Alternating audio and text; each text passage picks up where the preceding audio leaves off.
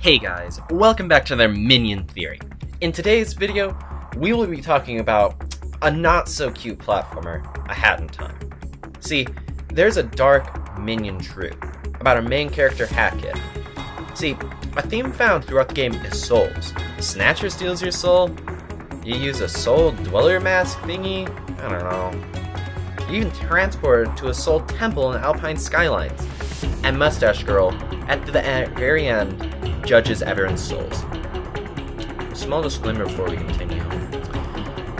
We won't be counting sands and sails in the theory today because it'd be too long. If you need more info, email me at miniontheory56@gmail.com. I probably won't respond, but if I do, you could rant to your friends. Anyhow, you may be asking, Minion Theory, why do souls matter? Well, you see, Hat Kid is actually a shape-shifting, soul-stealing piece of, well, I won't say that on YouTube. Well, that sounds similar to someone we know from Mortal Kombat Deception. Another similarity is that Hat Kid transforms. In the Death Wish DLC after the main story, Hat Kid turns into a low-poly version of their, well, let's say disguise, in order to regain power to change into a fuller form. To regain power after the final battle. First, they begin from low poly, then metamorphosis into silver, then gold, and then into an astral being. At the very end, they turn into a shadow puppet, donning a look similar to Snatcher, a character who also steals souls and can shapeshift. You see, Hat Kid and Snatcher are from the same species, you may say. I mean, you even see Snatcher turn into Hat Kid and have the same powers when wearing hats. During the game, Hat Kid has multiple souls already. They feel the same amount of emptiness after getting their soul back from Snatcher at the end of Subcon Forest, because, well, they already had multiple souls to use.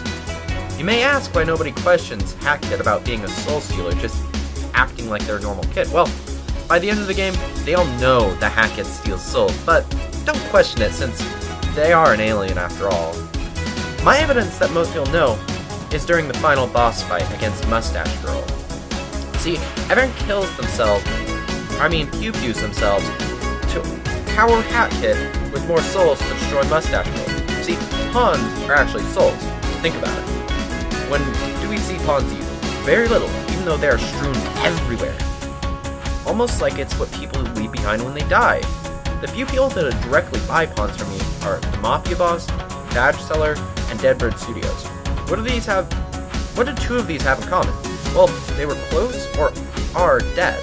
Mafia Boss being turned to jam, self-explanatory. You can't survive being jammed. And the twitching and terrifying appearance of the Badge Seller is definitely not healthy. But you may ask, what does Deadbird Studios have? Well, using souls as a contract is pretty common in movies and such. And so the fact that they have people sign away thousands of souls just to get out of a fine, that makes complete sense. So back on topic of similarities between Hat Kid and a certain someone. Well, you see. What? Oh, I see. Well, to get back to the original topic, similarities of Hat Kid and Soul Stealers. When Hat Kid first goes to the new planet, the first person she meets is Mustache Girl. And Mustache Girl has the same movement as Hat Kid. Or could you say that Hat Kid copied the first person she saw's ability? See, all these similarities aren't coincidence. This is because A Hat in Time is Mortal Kombat Deception 2.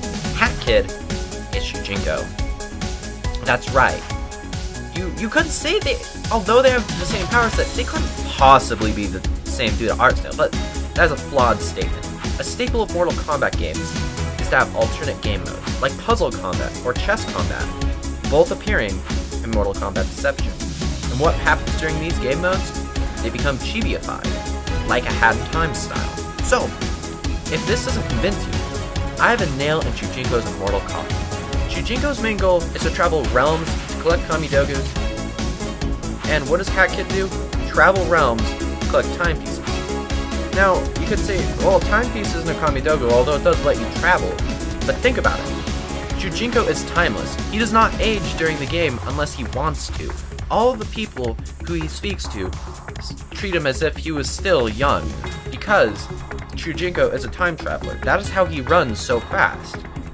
And, I mean, Hackett can use the time hat to stop time. Only a person who can travel through time could move while time is stopped.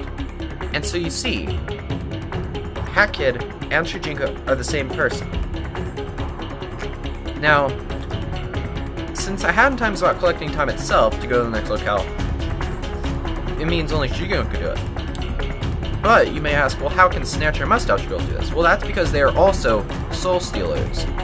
I mean, Mustache Girl steals most people's souls by the end of the game, and Snatcher, well, he literally steals one of yours. So, overall, the story of A Hat in Time is about Hat Kid, aka Shujinko, trying to travel the land in order to right his wrongs, so he may be able to defeat the Dragon Lord Onager. Exactly why Hat Kid plays Death Wish, to train with a Master Soul Stealer to be able to succeed in his noble role. See, Snatcher's Death Wish mode, although it may seem sadistic, the sadistic ways he punishes Hackett is actually to help train Shujinko, after Shujinko explaining what is actually going on to a fellow Soul Stealer. Well, that's about the end of the theory overall. I don't think you need a recap. So, shout out to my fans in Portugal, and remember, this isn't just a Minion theory, it's a Minion truth. Do not let those goblins tell you otherwise. Come back next time to see my Rust World tour. Hey guys, welcome back to their Minion Theory. In today's video, we will be talking about a not-so-cute platformer, A Hat in Time. See, there's a dark Minion truth about our main character, Hackett. See, a theme found throughout the game is souls. Snatcher steals your soul, you use a soul dweller mask thingy, I don't know. You even transport to a soul temple in the Alpine skyline.